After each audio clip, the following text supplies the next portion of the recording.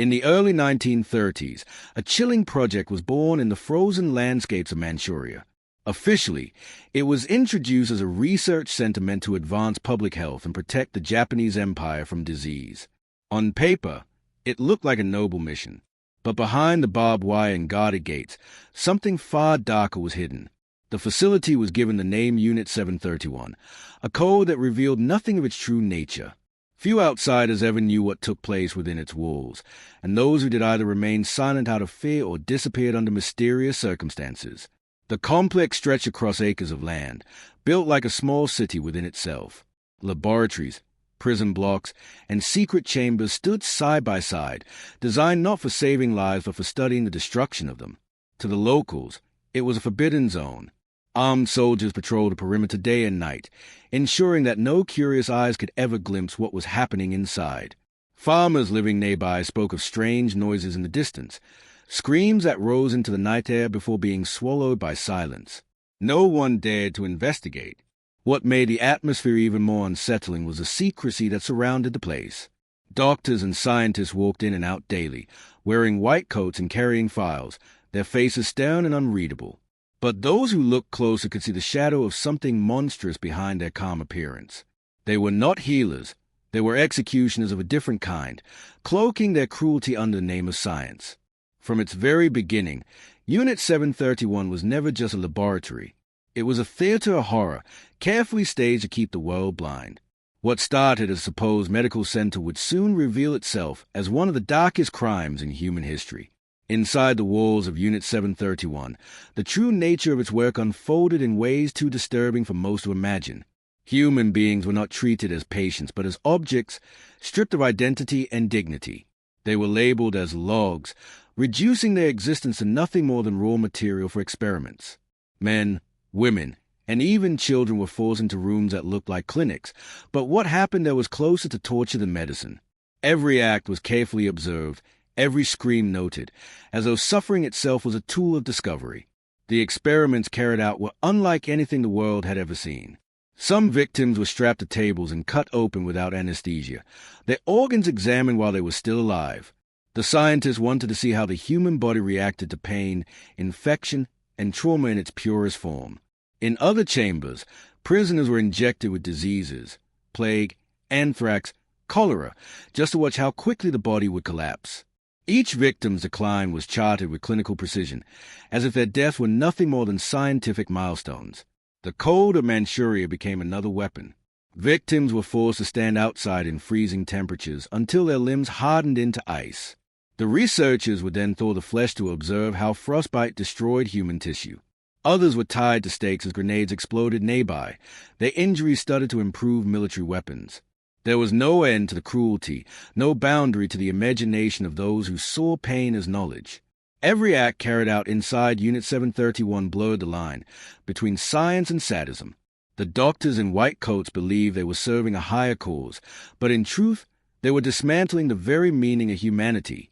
What they created was not knowledge, it was a record of suffering written in blood.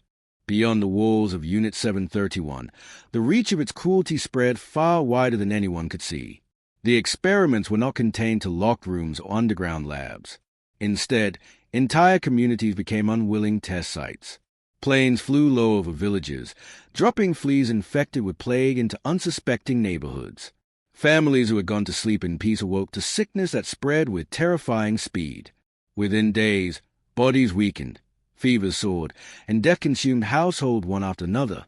The villagers had no idea that their suffering was not an accident of nature, but a calculated outcome of human design. The scientists behind Unit 731 wanted to understand how biological weapons could wipe out entire populations. They infected wells, contaminated food supplies, and released deadly pathogens into crowded areas. Each outbreak was carefully observed from a distance, the results recorded in cold, clinical detail. The victims, however, never realized they had become part of an experiment until it was too late. The field of Manchuria, once filled with farmers and children, became graveyards where the soil itself was poisoned by disease. The most horrifying part of these attacks was the silence that followed. There were no warnings, no attempt to contain the spread. Villagers begged for help, but none ever came. Their suffering was deliberately left unchecked so the scientists could track how far and how fast the infection traveled. Even when animals and livestock began dying in huge numbers, it was only another set of statistics for Unit 731. Every test brought them closer to their ultimate goal, the perfect biological weapon, one that could kill millions without a single shot fired. But what they left behind was a trail of devastation that scarred entire communities. The shadows of those outbreaks still linger, carrying the memory of invisible crimes written in disease and death. As the war drew to a close, panic began to spread through the corridors of Unit 731. The empire that had once seemed unstoppable was collapsing, and with it came the fear that the crimes hidden in Manchuria would soon be exposed. The men who had carried out the experiments knew that the outside world would see them not as scientists, but as criminals of the worst kind. Orders were given quickly and without hesitation. Erase everything. The cover-up began. Buildings that had once held rows of laboratories and prison cells were set on fire. Thick smoke rose into the sky as records, charts, and photographs turned to ash. What could not be burned was buried deep in the earth. Prisoners who had survived the horrors were suddenly deemed too dangerous to live. Many were executed in secret, their bodies destroyed to ensure no testimony would survive.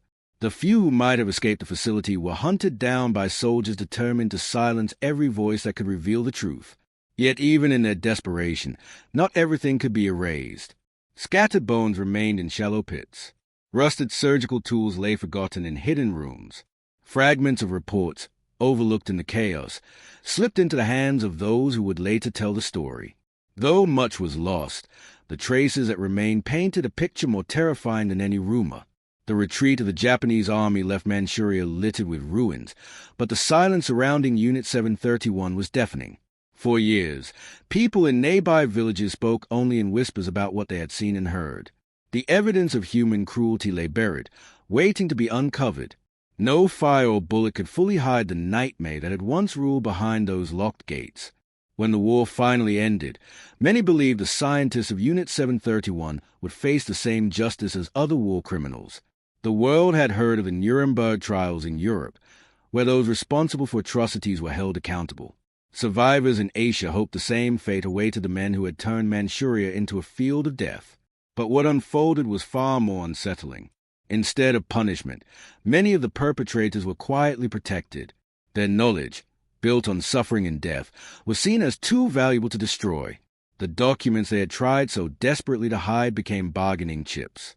Governments hungry for an advantage in biological warfare were willing to look the other way if it meant gaining access to data that could never be recreated under normal circumstances. In secret deals, immunity was granted to the very men who had overseen the horrors. The scientists returned to ordinary lives, some even continuing their medical careers, while their victims were forgotten in shallow graves. Justice was traded for information, and silence became the final shield that protected Unit 731's legacy. For decades, survivors and families of the dead struggled to have their voices heard. Their testimonies were often dismissed, their pain ignored in the name of political convenience. Each passing year made the truth harder to uncover, as memories faded and evidence disappeared. But shadows cannot remain hidden forever. Slowly, fragments of the story surfaced. Through declassified reports, unearthed remains, and the persistence of those who refuse to forget. The legacy of Unit 731 is not only about the cruelty of its crimes, but also about the silence that followed. It reveals how power and politics can bury truth, leaving wounds unhealed. Even today, the disturbing truth remains a haunting reminder of justice denied.